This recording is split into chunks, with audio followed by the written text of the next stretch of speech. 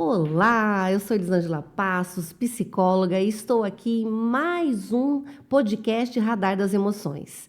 E como eu venho explicando, o que é o podcast Radar das Emoções, né? Eu, uma pessoa desenvolvedora da parte emocional, né, das pessoas, tanto na parte clínica quanto na parte organizacional, gosto muito de falar das emoções do nosso cotidiano. Então, eu trago aqui convidadas que, em diferentes temas, mas que no fundo traz o quê? Emoções no cotidiano. Como que funciona? Como que é isso tudo? E o Radar das Emoções me proporciona isso. Ele veio de um curso ao qual eu pratico fora, né, nas empresas e também particular. E aí, por que não falar um pouquinho mais de uma forma descontraída aqui no Radar das Emoções?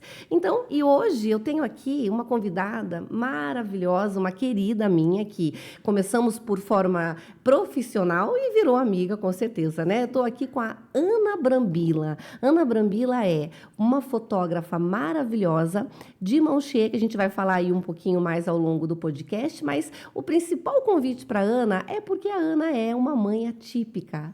Então, como colocar tudo isso durante o cotidiano da Ana, as emoções, sendo mãe atípica e sendo fotógrafa e podendo, inclusive, ver através da lente, né? Trazer o afeto através das lentes. Ana, é um prazer ter você aqui, minha queridíssima. Que legal. A Ana me comentou que é o primeiro podcast dela. Eu falei, primeiro. então aqui, portas abertas para esse, para próximos, né? A gente fica mais tranquilo porque é com você. Daí Ah, que é querida. uma sensação boa. Que querida. Ô, Ana, eu pensei, sabe, todo mês, assim, eu fico pensando, como é que eu vou, qual vai ser o próximo tema? Como que eu vou, né? Eu fico pensando, assim, aí me vem, assim, sabe? Me vem muito forte, assim, isso, gente, não é magia, tá? Mas eu acho que é algo ligado com a emoção também no momento, né? E me veio, poxa, eu quero falar com a Ana.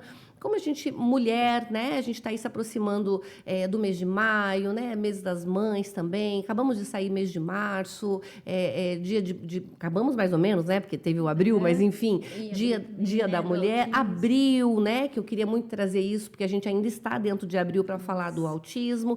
E aí me veio a Ana muito forte, né? Nessa jornada toda, né? Mãe atípica, né, Ana? Vou dar um breve conceito aqui.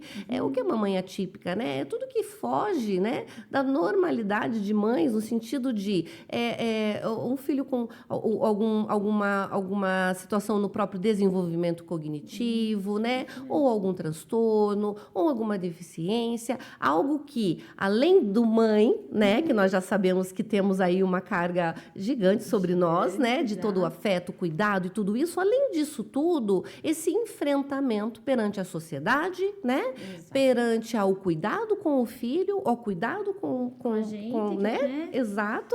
E como lidar com isso, com as emoções, né? Minha querida, queria que você colocasse então um pouquinho para nós, assim, logo nesse início já, assim, né? Como foi, Ana, para você descobrir, né, essa singularidade dos seus filhos? A Ana tem 3 filhos, né? Tenho 3, Então apresenta isso. para nós, conta aí, vai falando de todos, idade, tudo. Eles que nos perdoem. Não, eu avisei que eu vinha, falei que ia falar, né? Posso falar de vocês? Pode. Autorizaram, Ana? Autorizaram. Ok, perfeito, então. Então, a minha filha mais velha é a Júlia, ela vai fazer 14 anos agora, em julho. A Júlia foi um diagnóstico tardio, um diagnóstico de muita dificuldade para conseguir, porque, assim, hoje tem uma pauta muito forte, né, em relação ao autismo, todo mundo fala, mas, assim, há 5, 6, até 10 anos atrás, que foi quando o Pedro foi diagnosticado, era um assunto pouco falado. A abordagem era uma coisa, assim, mais excludente mesmo, as pessoas eram excluídas, era um preconceito, um estereótipo muito forte do que era o autismo, que era uma criança balançando, quebrando as coisas, se autoagredindo. A Júlia, quando ela foi diagnosticada, eu comecei por ela porque ela é minha filha mais velha e tudo, mas ela foi diagnosticada depois do Pedro. Ela foi diagnosticada aos 8 anos e foi, assim, um processo de quase 6 meses de investigação de análises com profissionais para conseguir chegar no diagnóstico, porque em menina é muito aquela coisa assim, é menina quietinha mesmo, menina, né, ela é mais boazinha, e na verdade o autismo em meninas, ele é tão recorrente quanto em meninos.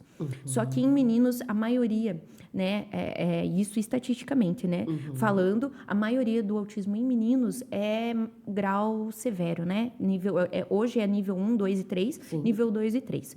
O Pedro foi diagnosticado muito precocemente, porque ele era um bebê muito diferente. Então, eu já tinha a Júlia, apesar de eu ser muito jovem, né?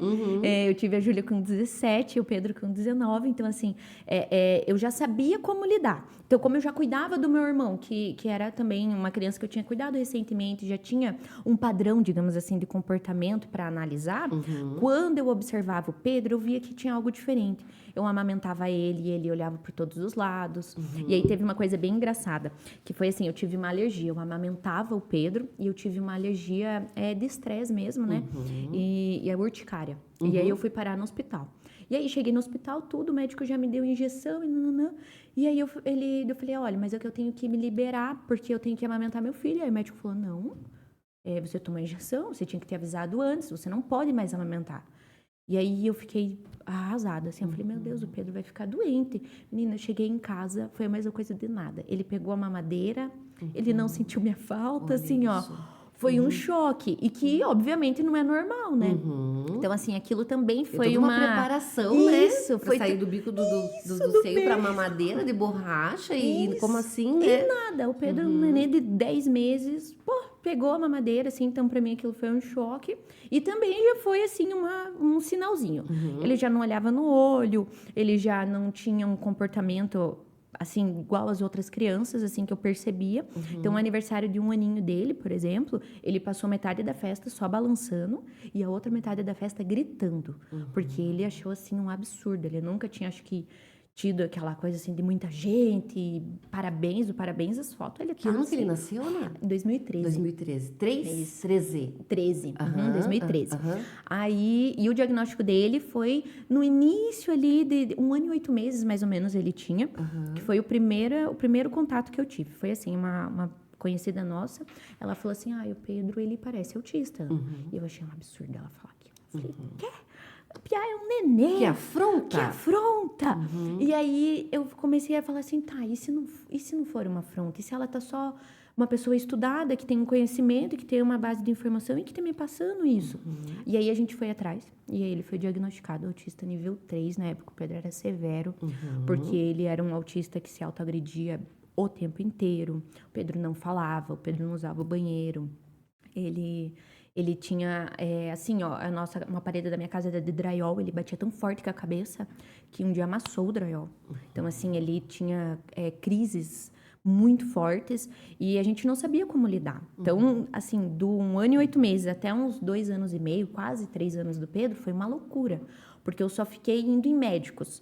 E a gente sabe que existem profissionais e profissionais. Claro. E até pela falta, acho que não de informação, mas de conhecimento, acho mesmo, assim, na época, os profissionais me davam sempre um diagnóstico, assim, muito severo em relação a ele. Que ele não ia falar, que ele não ia ter uma vida ativa, assim. E nesse momento, Ana, quando os médicos, você levava em médicos e vários médicos e tal, o diagnóstico do autismo já tinha vindo? Ou os médicos, assim, né, talvez até por falta de informação, ou a gente colocou pela época, ou eles iam colocando outros diagnósticos? Na hora, do jeito que o Pedro chegou na sala, o doutor já sentou assim e observou ele assim por, sei lá, uns 5 minutos. E aí ele falou, ó, eu acho que ele é autista, eu já vou te passar aqui o encaminhamento. E aí ele começou a fazer a anamnese, mas já assinando o CID do Pedro, que na época ele era bem separado os CIDs, sabe? Agora, o CID do autismo, o F84, engrupou vários transtornos, mas na época era bem separado, né? Então, o Pedro foi diagnóstico de autismo, de deficiência intelectual, várias comorbidades associadas, assim, ele foi colocando. Não me lembro todos, mas foi, assim, uns 7. E ele era um neném de quase 2 aninhos, então, assim, pra mim, aquilo foi um choque. Eu lembro que um dia eu saí do médico, assim, e tinha uma feira. Eu comi 7 pastel de feira.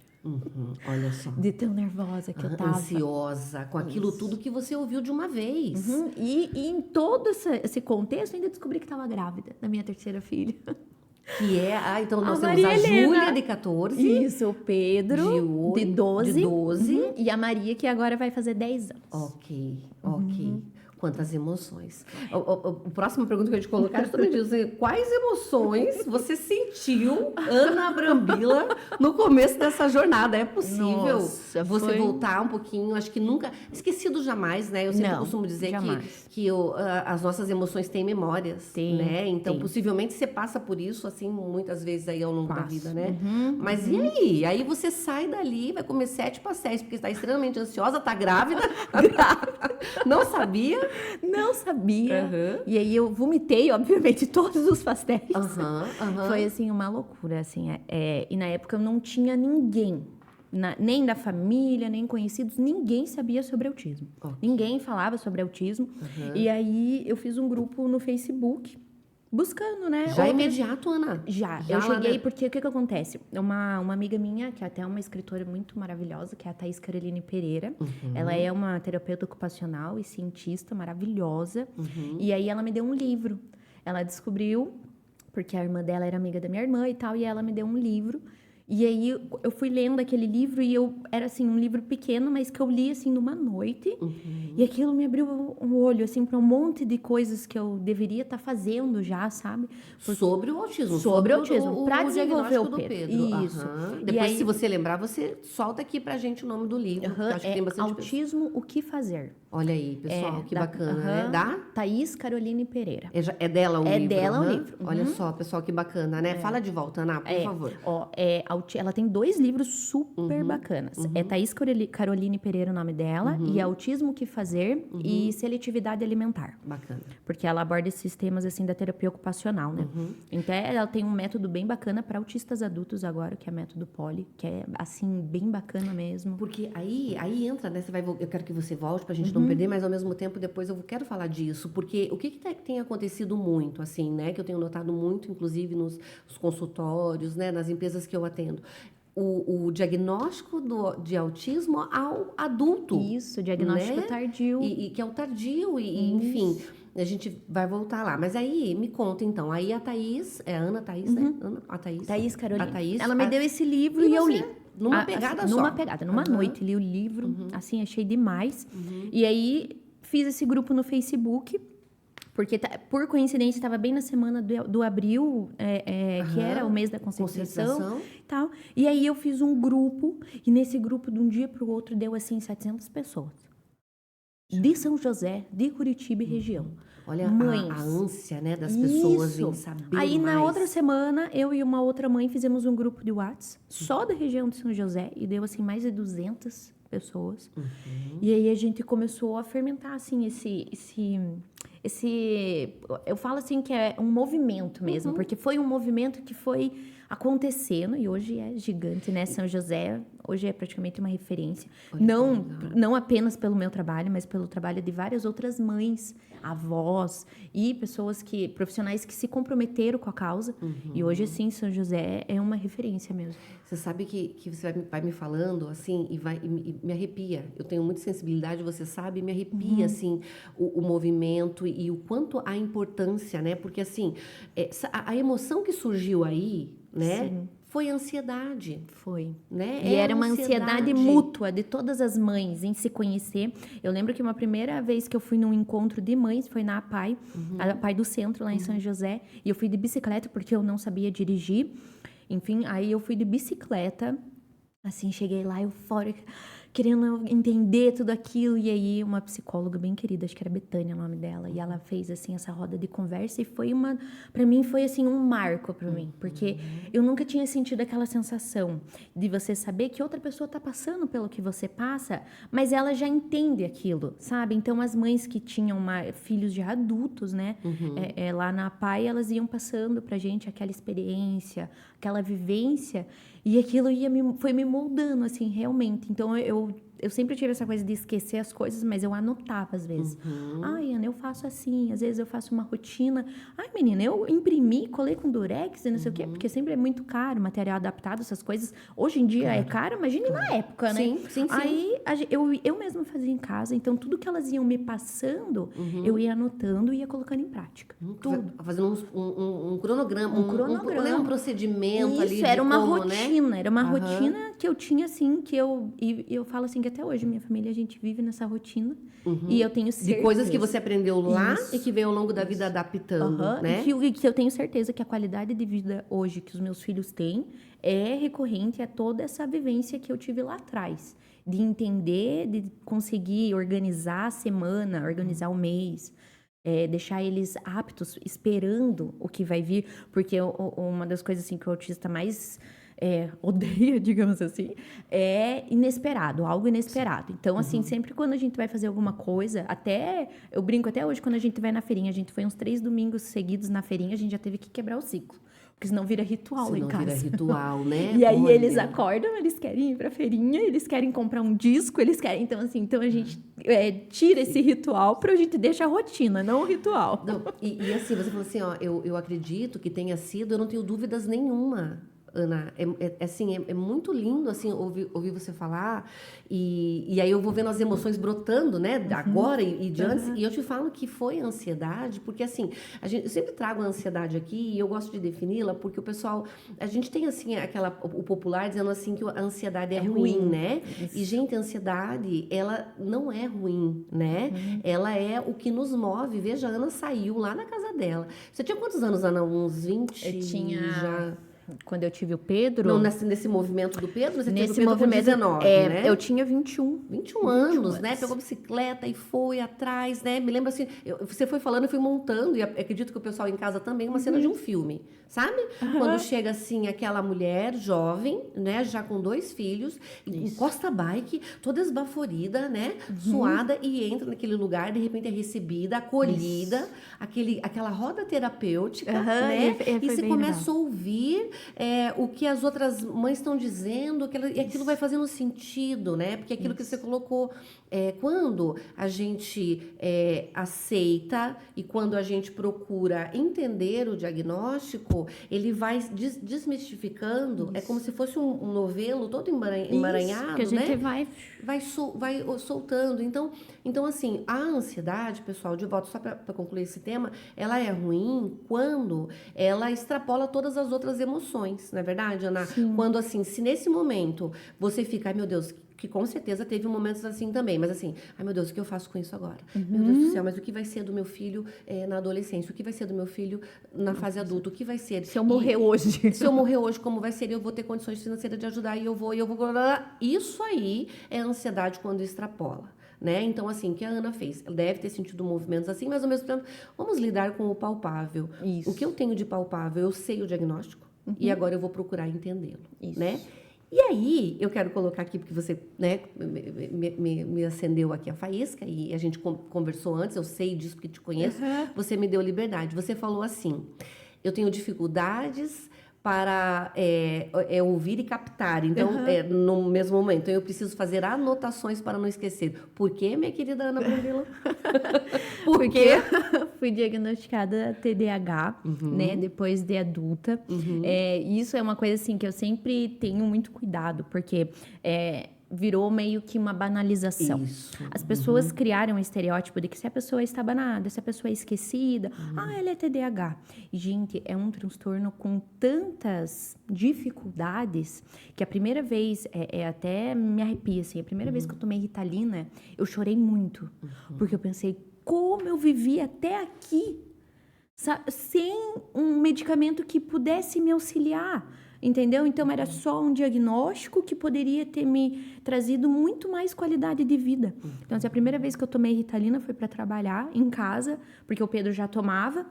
E aí, eu tomei e falei, vou tentar trabalhar, vou tentar focar, porque eu tenho muito fácil, assim, eu perco foco muito fácil. Então, quando eu tomei, assim, eu me senti, assim... neurotípica, é uma coisa que só pessoas atípicas vão entender. Que vai entender. Porque você ser neurotípica e conseguir pensar em algo e escrever, pensar em algo e fazer aquilo. Assim, a minha cabeça, ela é como se fosse um monte de abas abertas e tá tudo funcionando ao mesmo tempo. E aí, quando, obviamente, a gente entra no papo de... ainda ser mãe, né? E ainda ser mãe atípica. E ainda ter uma casa, e ainda ter um trabalho. Então, isso tudo, tipo, deixa a gente meio Tem dia assim que eu brinco e falo assim, crianças, a mãe tá caótica hoje. Aí eles mesmo abaixam o tom, assim, eu vou pro meu quarto um pouco. Mas é legal, né? Você já avisa, né? Eu aviso. Isso é muito legal ter essa troca em casa. Lá em casa. Eu sempre deixei eles muito livres para isso. Então, às vezes, o Pedro vê que ele vai ter crise, porque hoje o Pedro controla muito as crises dele. Inclusive, ele tá no ensino regular, né? Assim, bem tranquilo. Ele fala assim, mãe, eu não tô conseguindo controlar o meu autismo.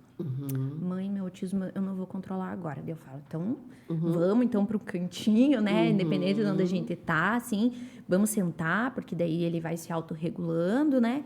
Até porque ele tem muito steam flinking, né? Que eles falam que é de se beliscar até sair sangue. Então, assim, a gente tenta contornar para que ele não aconteça isso. E já a Júlia tem uma outra abordagem ela tem muita questão social. Então, além da fobia social que ela tem, a crise que ela sente, ela percebe que ela vai ter, é como se fosse uma dor de cabeça muito forte, que ela fala assim que parece que ela vai desmaiar de dor.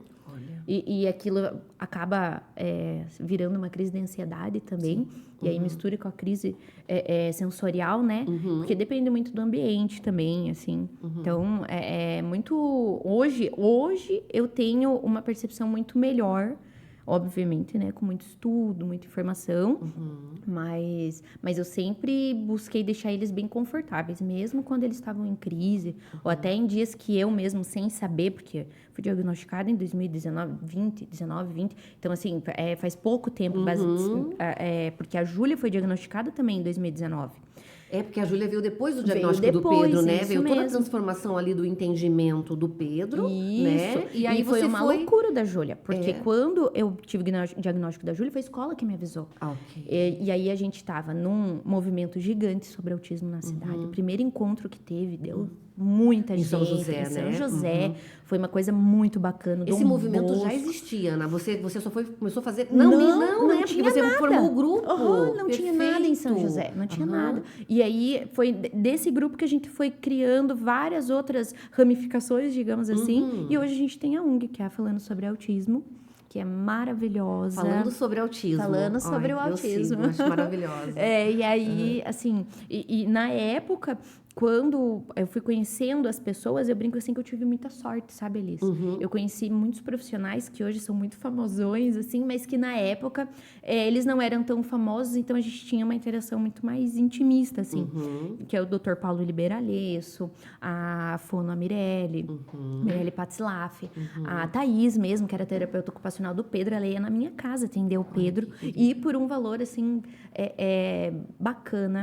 A Amanda Bueno também, que hoje é BCBA, ela é especialista em análise do comportamento aplicada, ela também. Então, assim, na época eu tive sorte, porque esses profissionais que me moldavam, assim, cada um dava a sua orientação para mim e eu ia anotando tudo aquilo e... Mas eu acho assim, eu concordo com a sorte, mas você sabe, né?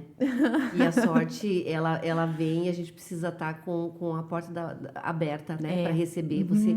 E eu acredito que você, Ana... Acredito não, tenho certeza que você foi abrindo as portas, as janelas, né, desse movimento para que essas pessoas pudessem ir chegando também, né, e que tenham feito e fazem ainda tanto sentido na sua vida e você poder falar isso, né, porque assim, por exemplo, uma das perguntas que eu até coloquei para você aqui, né, quais sentimentos que você sente, né, ainda hoje, né, que a sociedade, que você sente esses sentimentos, mas a sociedade ignora. Ainda, né? Ainda a gente passou aí quantos anos, né? Isso. Desde o nascimento da Júlia, depois do diagnóstico, o primeiro diagnóstico que eu digo da tua vida, né? E ainda hoje, assim, como você sente isso? Eu sinto, assim, que a sociedade, eles fizeram como se fosse uma fantasia. Eles mentem socialmente que aceitam e que criam ambientes de inclusão, mas, assim, na prática a gente percebe que é o oposto disso, inclusive. Principalmente para autistas adultos, que eu percebo, assim, hoje. Sempre quando a gente tem uma roda de conversa na ONG, e sempre todos foram indagados em relação a será mesmo que você é autista? Será mesmo? Assim, e até o Pedro mesmo hoje, às vezes quando alguém fala, eu fico pensando, poxa vida, né? Ele é autista sim e tal, mas é assim, eu fico pensando, será que a pessoa imagina que eu já passei 16 horas por semana dentro de uma clínica? Envolvida com ele, Envolvida, né? que Com todo o processo. Com todo o processo, porque a gente passa horas e horas, como a maioria das mães. Tinha até uma coisa que a gente brincava na Clínica Vitória, que ela agora fechou, né? Era em Santa Felicidade. E eu ia de São José 3 vezes por semana para Santa Felicidade. Que é caminhos totalmente opostos. O pessoal que não é de Curitiba é uma loucura. Uma loucura. E aí a gente tinha lá que a gente brincava que era a sala da conversa, assim. E as mães, a gente ficava na recepção, porque como tinha câmeras, então a gente podia ficar à vontade, assim, né? Então, assim, era uma clínica bem bacana na época. Então, a Sheila fazia esses encontros com as mães. Então, a gente ficava conversando, a gente trocava experiência. E o que todas as mães ali tinham em comum, além dos filhos, né, autistas, era essa tristeza em relação a como a sociedade reagia, né? E eu percebo, assim, que hoje nas rodas... Isso há 10 anos atrás. E hoje, nas rodas de conversa da ONG, eu ainda percebo que as mães têm a mesma tristeza em relação à sociedade. Olha só. É que nem eu disse, assim, esse né? julgamento, essa coisa assim de... hoje em dia tudo é autismo. Não é, gente.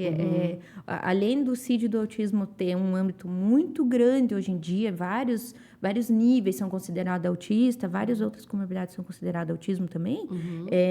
Assim... É muito difícil você chegar num diagnóstico. Então, é quase assim, impossível que uma mãe queira que o filho seja autista. Resumo é isso. Perfeito. Né? Perfeito, assim, porque às vezes as pessoas falam muito da mãe e como tal, se mas fosse assim... uma moda, né? Uma isso. modinha. E assim, gente, as pessoas não fazem ideia de como é o processo. Né? Eu acho forte a palavra, mas assim, muitas mães usam, que é o luto idealizado, né? Porque a gente idealiza um filho, ninguém engravida querendo que o filho tenha alguma deficiência. Né? Eu acho assim que isso é uma coisa normal, né? Ninguém idealiza um filho, meu filho vai nascer com Down, meu filho vai nascer com AME, não existe isso. Mas o luto, ele entra mesmo. Ele entra todas as fases, inclusive, de uma passagem de um luto, né? Quando o recebimento de um diagnóstico, inclusive, a negação. Isso, a negação. Você sabe que assim, da minha família, assim, eu sempre tive essa coisa assim, eu nunca deixei ninguém entrar em negação, assim, nem perto de mim. Às vezes, as pessoas, eu nunca tive muito boca, assim, eu sempre fui meio boca mole, né? Mas várias vezes, assim, que alguém falava alguma coisa, assim, das crianças, eu sempre já rebatia na hora. E eu sempre falava, eles vão com profissionais capacitados. Você acha que você sabe mais que um neurologista? Você acha que você sabe mais que uma psiquiatra? Entendeu? Então, assim, eu sempre tive essa... Mas é óbvio, né? O luto eu passei. Eu tive vários episódios de estafa, vários episódios de depressão profunda, assim. É importante você colocar, né, Ana? Porque, assim, a gente não está aqui para romantizar, isso, não é verdade? Não, Deus me livre. Mas acho tão importante porque, assim, uma vez que... sobre lidar com o palpável, que a gente comentou, uma vez diagnosticado, então... Como que a gente pode lidar com essa situação da melhor forma possível? Isso, né? Garantir qualidade de vida. Eu quero que o meu filho esteja bem, esteja feliz. Entendeu? Né? Não é uma escolha, não é verdade? Isso. A gente, igual você, quando a mãe engravida, né? Quando o casal deseja engravidar, ninguém fala assim, não,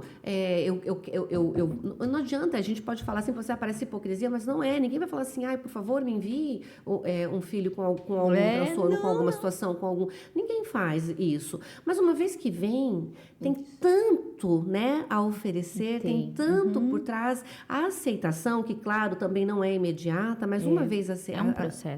É um processo, né? Mas uma vez, então, por que não a gente viver da melhor forma possível com isso, né? Que é isso que eu sinto em você, né? Ana tem uma áurea, assim, uma luz, né? Igual você colocou, eu passei por vários staffs, tive diversas situações, né, Ana, de desesperos mesmo, né? Porque a palavra desespero, assim, quando a gente divide ela, né? O desespero, o que é o desespero? A gente deixa de esperar, né? Eu deixo de esperar, eu desespero. Então, eu me desespero com a situação. Então, não foi fácil, não é fácil, né? Ainda não. Ainda não é fácil, mas dentro disso, de que forma poder, então, igual você colocou em casa, nós temos rituais e temos que cuidar com os rituais também. Isso. Precisa ter quebra de rituais muitas vezes. A gente tem os nossos procedimentos, né? De que forma poder lidar com tudo isso da melhor forma possível, né? Dentro do... É isso que que eu sempre busquei. Sempre tentei, em conversa com os profissionais que acompanhavam meus filhos. Hoje, eles não fazem mais nenhuma terapia. O Pedro agora vai voltar, mas é bem difícil encontrar. Inclusive, profissionais com agenda para atender autistas depois de uma determinada idade. Então, assim, eu percebo que o mercado está mudando, né? Porque eles estão tendo como é que eu posso dizer, assim, essa percepção de que autistas estão crescendo. Os autistas que eram pequenos estão adolescentes. Isso. Os adolescentes estão adultos. Isso. Então, assim, hoje, a minha pauta ainda é pelo diagnóstico precoce, pelo desenvolvimento precoce, mas hoje a minha pauta é assim, ó, eles crescem. E agora? E agora? E Perfeito, agora? perfeito, Ana. Porque a adolescência chega e além da adolescência ter todo aquele processo, essa doideira que a gente vive, ainda tem todas essas questões que envolve, né? Porque assim, eu sempre falo assim, ó, eu não sei o que é mais prejudicial. O autista que não entende a forma como o bullying acontece, ou o autista que entende. Porque o que não entende, ele tá passando por aquilo e é óbvio que aquilo vai ter, né, assim, um resultado ruim para ele em determinado momento. Mas o autista que percebe o bullying, ele que percebe que está sendo excluído, que percebe que está passando por aquela situação, eu acho assim que é tão difícil, não digo mais, porque a gente não mede sofrimento, né, mas assim, é tão difícil quanto. Sabe? Então, assim, é bem complicado quando o autista vai crescendo e vai tendo. Assim, eu tô tendo essa atitude diferente. Ninguém tá fazendo isso. Ai, meu Deus, eu preciso moldar. E aí escuta várias coisas, né? O Pedro sofreu muito bullying no ano passado, porque agora ele tá na rede estadual.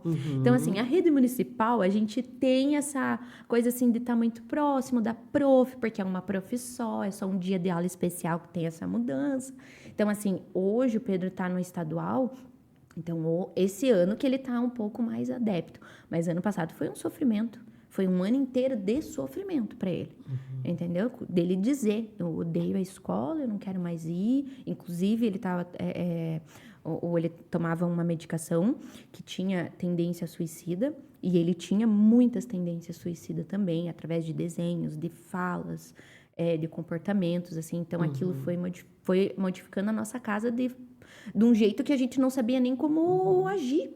Assim, e aí, com a orientação dos profissionais, a gente tirou aquela medicação e conseguiu conduzir, assim, comportamentos para que ele saísse da cabeça dele aquela dor, aquele sofrimento que eu percebia que ele ficava remoendo. Né? Então, assim, é muito louco. E aí, pra gente, mãe, ter que lidar com tudo isso é uma loucura. Você veja, né? Vai abrindo, né, Ana? Por isso que eu falei, né, do não romantizar, porque não é essa a ideia, mas a ideia é poder falar cada vez mais. Tem dias bons, tem dias felizes, tem dia que eu amava, assim. Eu brinco, assim, que antes eu falava, eu odeio o autismo, eu amo meu filho, mas eu percebo que várias singularidades do Pedro são também do autismo, então não tem como odiar algo que é parte dele, né? Então, assim, o Pedro falava todas as estações, o hiperfoco dele era trem, então ele falava todas as estações, e eu achava aquilo o máximo, ele falando inglês e blá, blá, blá, blá, blá. E eu achava, assim, coisas do autismo. A Júlia sempre foi muito mocinha, então ela sempre tem uns pensamentos, assim, muito à frente. Então, assim, essas coisas dela, às vezes, soltar uma frase que eu falo, opa, peraí. Da onde veio isso? Meu Deus, né? Então, assim, é uma coisa assim que o autismo tem essas duas vertentes, né? Que mexe muito, assim, que não é só dias ruins, não. Com certeza. Apesar dos dias ruins, tem dias bons. Mas assim. é muito bacana, assim, ouvir você colocar dessa forma, Ana. Eu tenho certeza que a gente vai tocar, assim, muitas pessoas, sabe?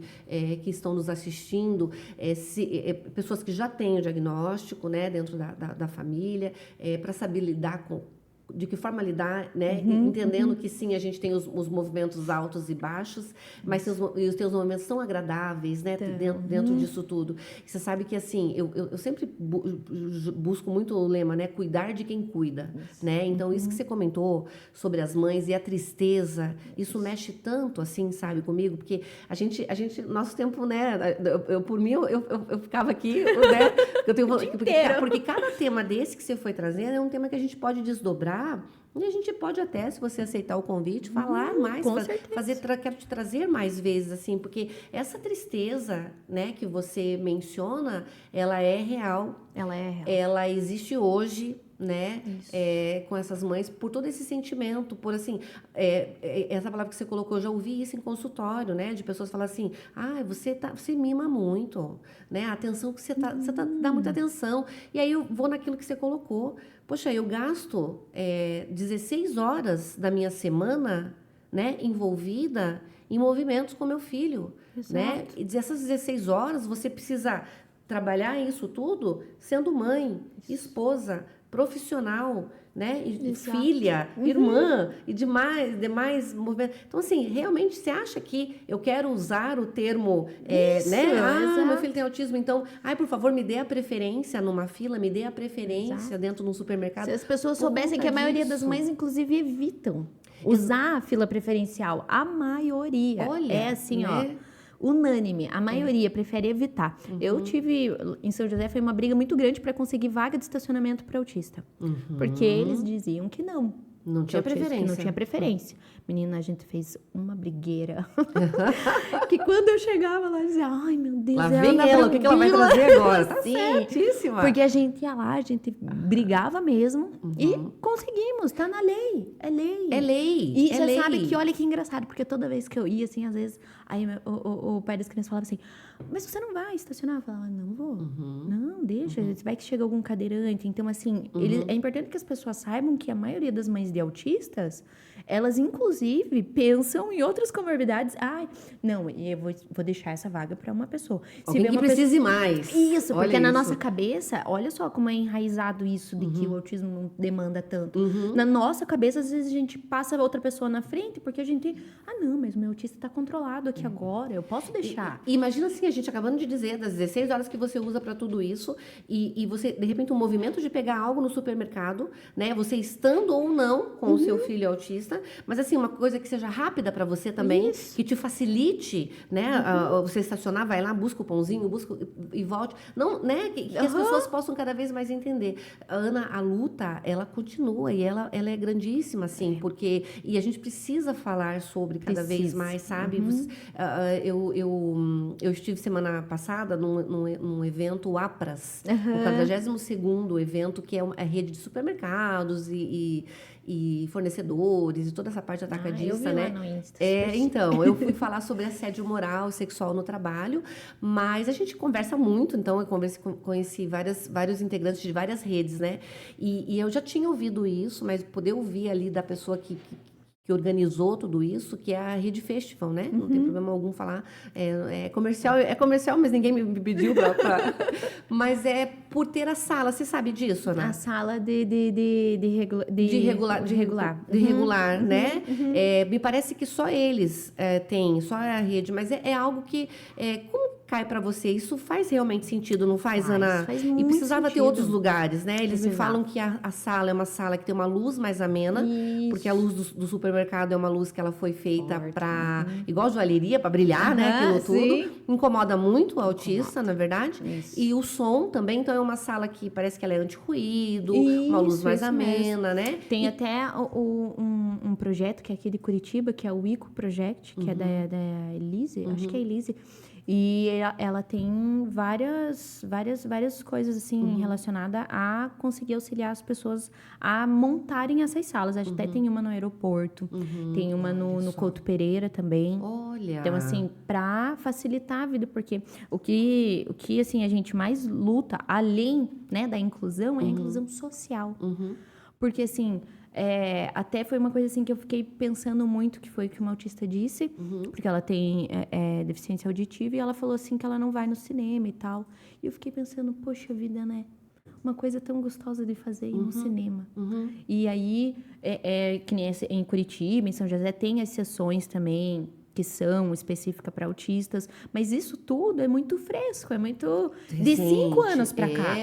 Então você pensa assim, quantos autistas passaram uma vida sem ter uma vida social, sem ir num parque, sem ir num mercado, sem ir num cinema. Não, e aí você traz assim, né, vou lembrando aqui o que eu fui pensando durante a sua fala, porque são tantos, igual, por exemplo, a preparação, né, Ana? Eu tenho um grupo de mães também de Colombo, né, que eu já fiz alguns trabalhos com elas, né, sobre cuidar de quem cuida e toda essa movimentação. E agora no trabalho que eu tenho feito, que eu estou apresentando também, porque eu faço dentro das empresas, e fiz, inclusive, agora, dei uma entrevista sobre isso, é essa parte que entra no que você colocou, tá? Então, temos o diagnóstico, nossos filhos são crianças, então, ok, quanto antes o diagnóstico melhor e tudo isso, aí entra, assim, a superproteção, né? Porque realmente, no sentido de a mãe, poxa, eu tô ouvindo tudo, mas eu não quero que ele ouça o que a sociedade está dizendo. A gente fica meio que né? no escudo aí. Fica assim aquela blindagem, aquilo tudo,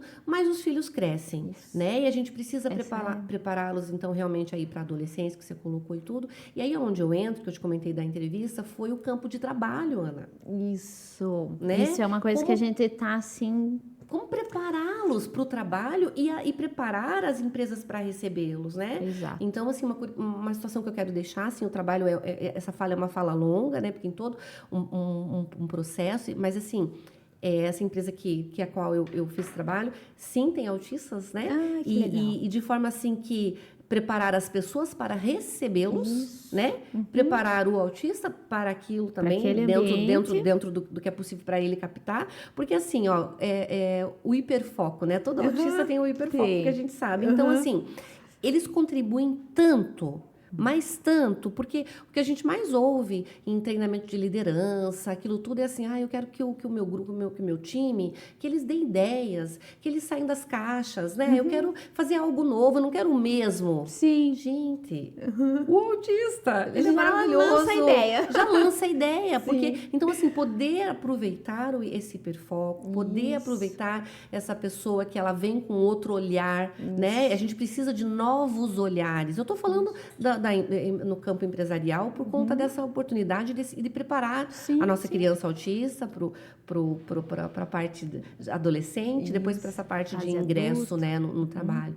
Mas é muito isso. E aí a mãe entra também nessa aflição, né? E você sabe que lá na ONG, uma das coisas que a gente mais está trabalhando isso agora é isso, é tentar colocar eles no mercado de trabalho, tentar capacitar as empresas, fazer com que o mercado de trabalho saiba que eles são capazes, eles estão aqui. Você sabe que tem lá na ONG tem as oficinas de crochê, que nem teve de bolacha, de panetone, tudo. E os autistas que participam, eles participam ativamente, eles fazem, praticam, até no nosso grupo. É uma entrega, né? Eles se entregam, eles fazem, porque ainda tem aquela coisa assim deles se sentirem retraídos e sempre ter que dar o dobro do melhor. Eles sentem isso, assim, de que eles têm que, se um neurotípico é bom, a gente tem que ser 2 vezes mais.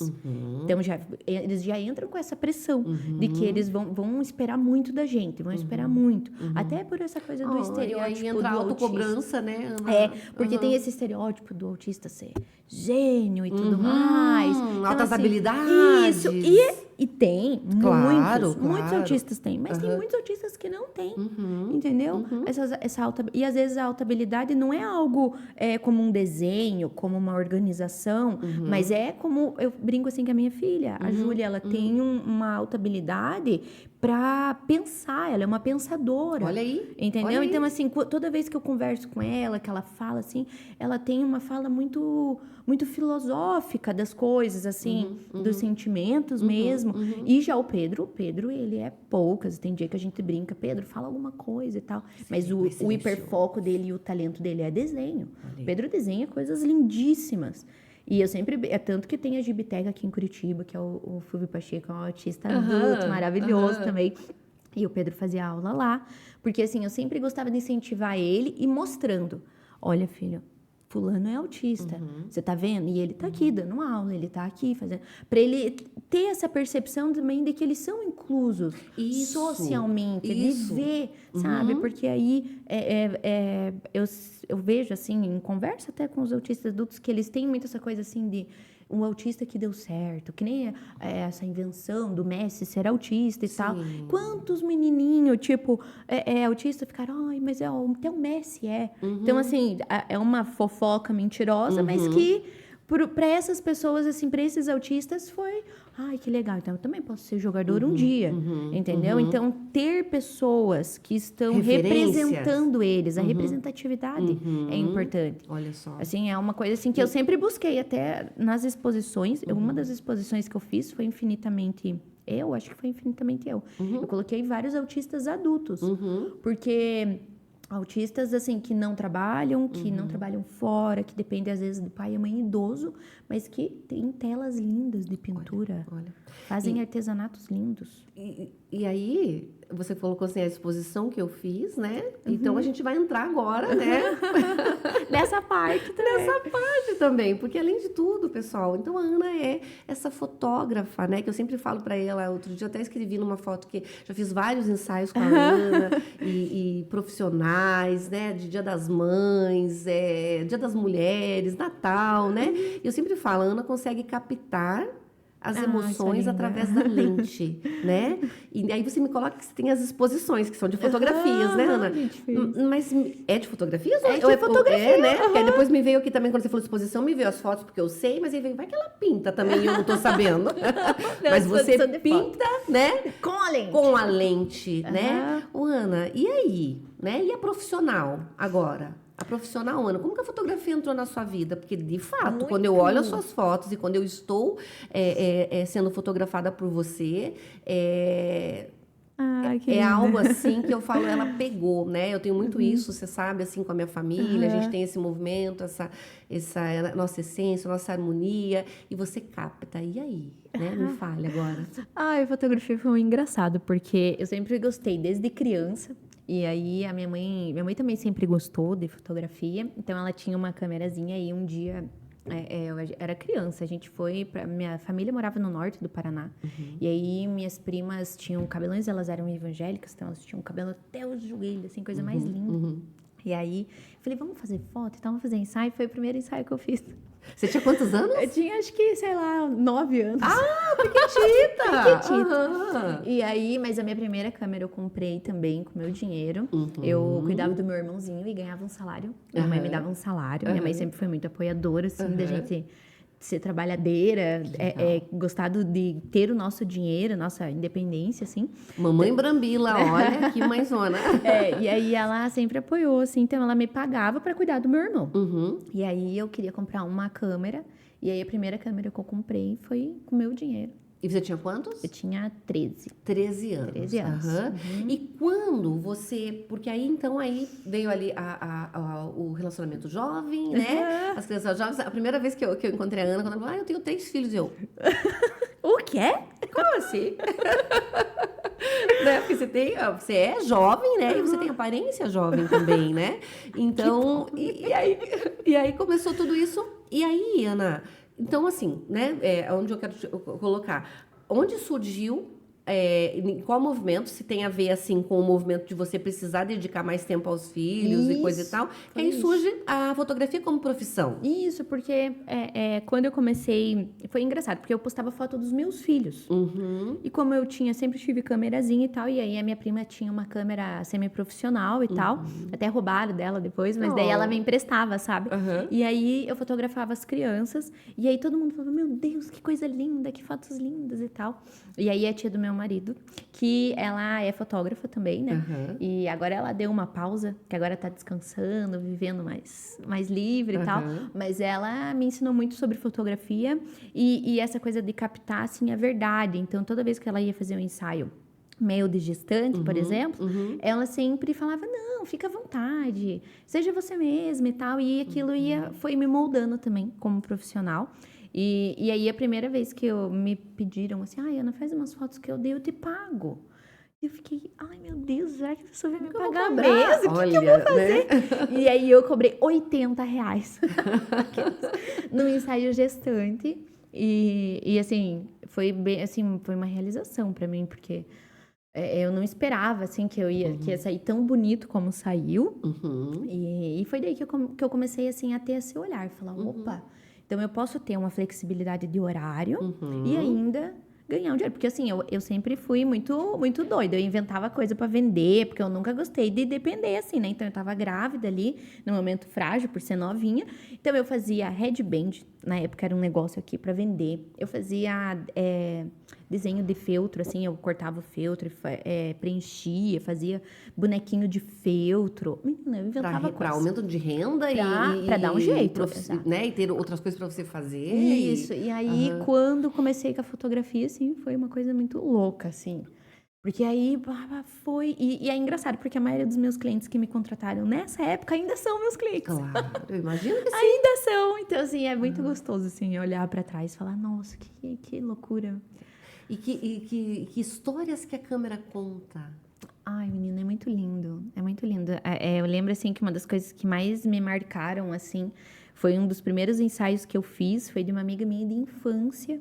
E aí ela tava, assim, muito fragilizada e tal. E aí a gente fez o ensaio e ela chorou, ela me abraçou. A gente ficou, assim, horas, assim, só olhando e se abraçando e chorando e emocionada, porque eu também, né, era mãe, tinha sido mãe precocemente, ela também. Então, assim, foi um momento, assim, que me marcou muito.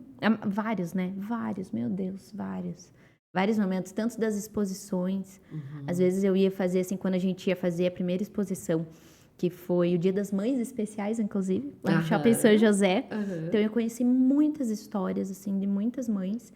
E uma das histórias, assim, ela lutou muito pelo filho, mas ele faleceu quando eu tinha 6 anos. E aí eu lembro, assim, que todo mundo que parava. Então eu falei pra ela, mas você é uma mãe especial. Se o seu filho existiu, se o seu filho estava aqui, você continua, você sempre vai ser uma mãe Sempre especial. vai ser uma mãe. Então a gente fez um ensaio dela e da filha, que agora ela teve uma filha segurando a foto. E eu lembro assim que todo mundo parava lá e lia a história. E às vezes eu encontrava as pessoas na rua, as pessoas me abraçavam, se emocionavam. Ana, eu vi as fotos e tal. Então, assim, a fotografia, ela me abriu muitas portas também.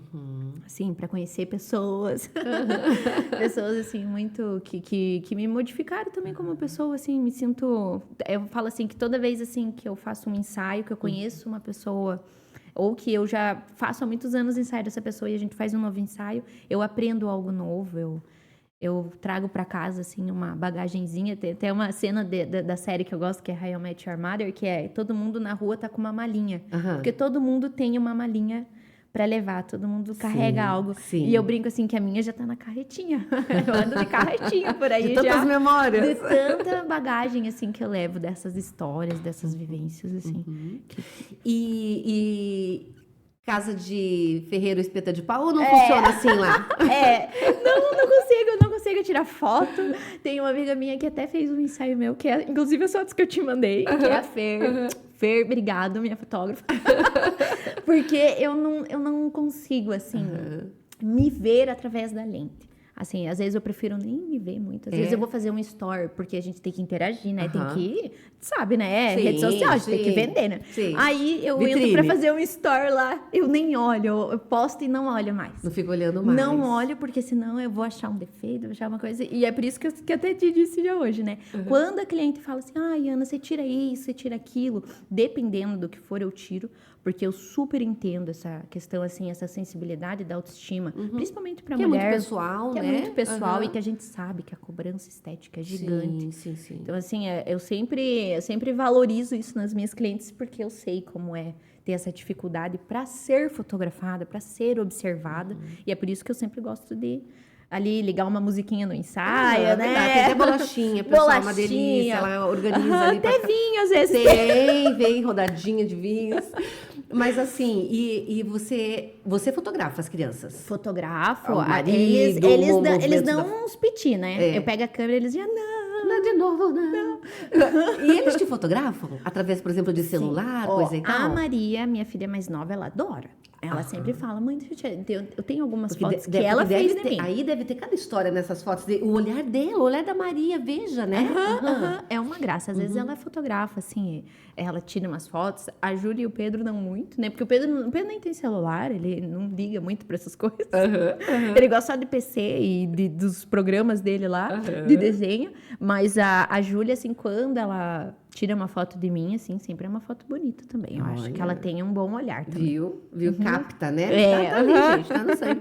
Ô, Ana, e tem alguma foto que família, né? Que você, agora quando eu te pergunto, assim, que te vem bem forte, assim, uma foto que te traz algo especial, que te traz, assim, uma emoção, quando você se lembra dessa foto? Vocês ali, vocês são em 5. Em 5. Né? Tem pet? Não, a gente tinha, mas a Luna daí foi pra doação, porque a gente morava num apartamento e a Luna era um pincher.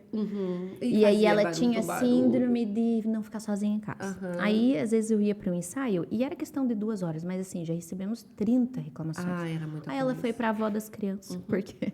mas foi pra família. Foi pra família, porque não tinha. Foi pra família. Você falou doação, eu falei, ai, meu Deus, as crianças não vão ver mais. As crianças quase morreram. Menina do céu, foi um caos, assim. Entendi. Eles não, mas foi pra família, já me acalmou meu coração, Ana. As crianças têm como visitá-la ainda, não é verdade? Mas e aí, essa foto? Essa foto tem uma foto que a gente estava em um momento, assim, bem sensível da nossa vida. Que a gente estava tentando comprar um apartamento, porque eu morava na minha mãe, né? No fundo da minha mãe, que minha mãe tem um ático, assim. E até que a gente fechou de drywall, que daí era esse drywall que o Pedro se auto-agredia e tal. E aí eu lembro, assim, que eu tirei uma foto da gente na sala, porque o pai das crianças sempre foi, assim, um super pai, assim, ele sempre foi extremamente dedicado. Então, assim, e essa foto é deles, né? Não tô na foto. Olha é aí. deles. E aí ele tava no sofá. Então, o Pedro, ele sempre gostou de ficar pendurado. Então, ele tá penduradinho em cima. A Júlia, que sempre foi um grude do pai dela, em cima do pai dela. E a Maria Helena, bebezinho, ela tá apoiadinha no sofá, assim. Então, é uma foto bem quadradinha. Mas é uma graça, assim. É uma foto que eu gosto, que eu sempre... Quando eu tô, assim, eu brinco que eu fotografo a memória. Falo assim, foto da cabeça. Ficou né? na cabeça, porque o filminho que passa na cabeça da gente quando a gente tá pra morrer. Aquelas, né? A mesma essa. Quando a gente vai, assim, sempre quando eu penso, assim, nas fotografias, é isso que eu sempre falo para minhas clientes, eu sempre penso, assim, que fotografia essa cliente vai lembrar pro resto da vida dela. Até Deus o livre em um momento como esse, né? No leito de morte, que passa um filme. Então, assim, essa é uma foto que eu tenho certeza que vai estar lá no meu filminho. Que linda. E retrata, né? E que te retrata, né? Você porque era um momento decisivo. E eu fui vendo a foto. Isso que é a lindeza do momento, né? Você foi falando um pouquinho que eu já conheço das crianças, pelo que você já me colocou. E então eu fui pensando assim, eu já sei que o marido é um paizão, maridão. Eu fui imaginando, sabe? Aquela cena, que lindo, né? E é isso que a Ana faz, né? É isso que você faz, né? Ai, Ana querida, olha só, tem tanta coisa, né? Não, mas a gente vai falando aqui. Vai ter que, se você quiser, se você aceitar o meu convite, vai ter que ter parte 2. Vai ter que ter. Aí, ó, já aceitou, gente, vai ter que ter. Ana, assim, ó, que felicidade ter você aqui, sabe? Eu fiquei bem feliz poder também. falar de todos esses temas tão importantes, né? Eu queria me aprofundar, se a gente tivesse tempo, mas aí eu já deixei aberto para a gente fazer o 2. Queria me aprofundar um pouquinho mais sobre a gente não banalizar diagnósticos, né? Sobre isso que você colocou de quando você teve o teu diagnóstico de TDAH e como foi emocionante quando você tomou a medicação e sentiu a diferença, né? Então, assim, que a gente possa ter um cuidado muito grande, porque realmente, né, eu que trabalho com isso, sabe? Fulano tem TDAH, só pode ter? Não, gente, não, né? Não é assim, né? Existe todo um estudo e toda uma investigação por trás, né? Fulano tem autismo, tá lá, não se comunica com ninguém, não, né? Fulano tem bipolar, um dia tá bravo e depois já tá alegre, não, também. Né? Exato. Que teve também essa parte, né, da bipolaridade, que todo mundo era bipolar. Exatamente, agora é o TDAH, não é verdade? Então, que a gente possa, o recado que eu deixo assim, que não é uma situação que vai te enquadrar no diagnóstico. Perfeito, né? É um conjunto de várias... E assim, quando o profissional vai fazer esse atendimento, ele tem ali as perguntas que ele precisa fazer, além da sua experiência de vida. Então, a anamnese, ela é bem completa. Então, por isso que eu sempre, quando eu falo assim, se a pessoa tem diagnóstico, ela tem pauta. Uhum. Ela tem essa característica. Porque nenhum médico dá diagnóstico à toa. Pelo contrário, os médicos dificultam. Exato. Eles dificultam. Até da busca da certeza, Isso não é verdade? mesmo. Porque a gente sabe que o diagnóstico errôneo pode causar um problema gigante. Perfeito, porque e tudo que um diagnóstico vai trazer de alterações na vida daquela pessoa. Exato. Então, precisa ser muito assertivo. Isso, né? exatamente. Então, assim, que bacana, sabe? Tudo isso que você colocou. Estou muito feliz e honrada de verdade ter você aqui, né? E queria que você deixasse, Ana, falasse um pouquinho, assim, aqui pro pessoal que está te ouvindo, então, sobre as ONGs, sobre como que as mães, né? E pessoas que têm interesse, o interesse mútuo como um todo, como que podem chegar, ajudar, cooperar, né? Com tudo isso. E que também você deixasse aí o teu contato profissional, né? Porque eu acredito que a gente conversou um pouquinho, a Ana tem alguns horários ainda para o mês das mães, né? Então, assim, pessoal, vale muito a pena, né? É um ensaio, assim, muito, muito puro, assim, é uma delícia. Aquilo que ela colocou. Você quer que ela mexa em alguma coisa? Ela vai mexer, mas o todo da Ana é você trazer o que há de melhor em você, né? E acaba que os clientes nem pedem daí para alterar nada. Eu nunca pedi, né? Não, e olha que precisava, né? Mas nunca pedi. Nunca pedi. Mas me fale um pouquinho assim da gente, do que eu te coloquei sobre essa parte e os contatos e tudo. Se quiser, pode falar para aquela câmera, que aí o pessoal vai te olhar. Então, quem quiser seguir a nossa ONG falando sobre o autismo, tá? Nossa página lá tem a parte de contato, você vai falar com a Antônia ou com a Paty. Ambas sempre estão atentas, atendendo ali, todo mundo que manda mensagem. A gente tem roda de conversa, a gente tem... agora vai ter um super evento de Dia das Mães, com desfile. Vai ser lindo, vai ser lindo. E as mães atípicas que vão. Então, a gente conseguiu vários patrocínios, assim, vai ser um evento bem legal. E aí... O meu Insta, que é Ana Brambila Fotografias. E aí me chamem lá. Tenho ainda vários horários para Dia das Mães. Vai ser um ensaio bem lindo, bem essência, como a gente falou, né? Isso. Bem aquela coisa assim, intimista mesmo, né? Não, eu sempre brinco assim que às vezes as clientes me mandam as referências e eu me baseio nas referências, mas eu gosto sempre de pegar ali um pouquinho da essência daquela relação, seja de casal, seja familiar, ou seja mãe e filha, né? Às vezes até profissional. Eu percebo assim que às vezes ela vem com uma ideia para ensaio profissional, mas aí a essência dela é um pouco diferente daquilo. Então a gente vai conversando, vai alinhando até que a gente entra mesmo na identidade daquela cliente e consegue propagar isso, né? Essa conexão que gera com os clientes. Isso, gente. Quem quiser me se você chama. pudesse, querida, deixa uma mensagem, né? Sobre tudo isso que a gente colocou, né? Ligado com todas as emoções, sobre todos esses papéis, né? Da mulher enquanto todas as etapas ali que a gente pôs. O que você deixaria? Para as mães, eu deixaria que as mães tenham rede de apoio, né? Seja uma rede de apoio familiar ou de amiga, né? Todas as mães tinham que ter uma rede de apoio verdadeira. Isso é uma coisa assim muito importante, pensar em vocês. Às vezes a gente fica nessa dúvida se a gente se prioriza ou não, mas às vezes a gente tem que se priorizar, né? É uma questão assim de vida, né? Porque para você estar bem, para você conseguir fazer algo para alguém, você tem que estar bem também. E como profissional, registrem, eternizem. Eu sempre falo para minhas clientes, tira com o celular, tira com a câmera, tire foto, grave, porque as coisas passam muito rápido. E hoje com a minha filha fazendo 14 anos, assim, eu penso e falo, meu Deus, e passa rápido mesmo. Não é brincadeira, não é papo de velho, né? Coisa de velho, tipo, passa tudo, nossa, tempo voa, voa mesmo, gente. É muito louco, assim. O quanto a vida passa rápido e parece que o nosso corpo, a nossa cabeça vai... Não sei se não acompanha ou se não consegue ter uma percepção de que a vida está passando mesmo e que nossos filhos estão crescendo e que nossos pais envelhecendo. Então, assim, é uma coisa muito chocante. Então, é isso, gente. Registrem, porque eu sempre falo, fotografia é o poder de acessar memórias eternamente. Às vezes você tem uma saudade, eu sempre falo para minhas clientes, imprima as fotos, imprima. Porque tem coisa mais A gente gostosa não revela mais foto, né? de estar na casa de uma avó, de uma tia velha lá, nossa, Eu e ela revelo ainda. vem com a caixinha cheia de foto e a gente vê, a gente criança.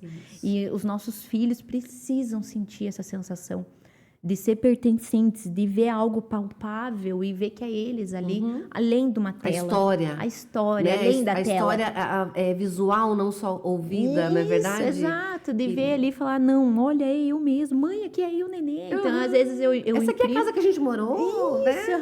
olha, quando a Olha a avó... árvore que a gente plantou, agora tá... É aquela, aquela. Então, né? assim, fotografia é realmente uma coisa mágica. Assim. Sou apaixonada, né? Ai, Aquelas. minha querida. Olha, que bacana, Ana, de verdade, tá? Do fundo do coração, da alma. Obrigada por você estar aqui. Foi muito importante tudo que você colocou. E da que bom. forma, né? Quando vem assim do coração, é lindo. Muito obrigada e por mais vezes, tá? Já tá aqui, o convite já foi aceito, então, né? A gente vai Só esquematizar a data, né? Pessoal, chegando ao fim, né, de mais um podcast Radar das Emoções, né, com muitas emoções, porque eu termino assim, ele com meu coração aquecido e palpitando tão forte assim por tudo isso. Emoções no dia a dia, né, nossas emoções são nossa vida e faz parte de todo o nosso processo de vida e de crescimento, tá bom? Muito obrigada e até a próxima com mais um podcast, vem novidades também.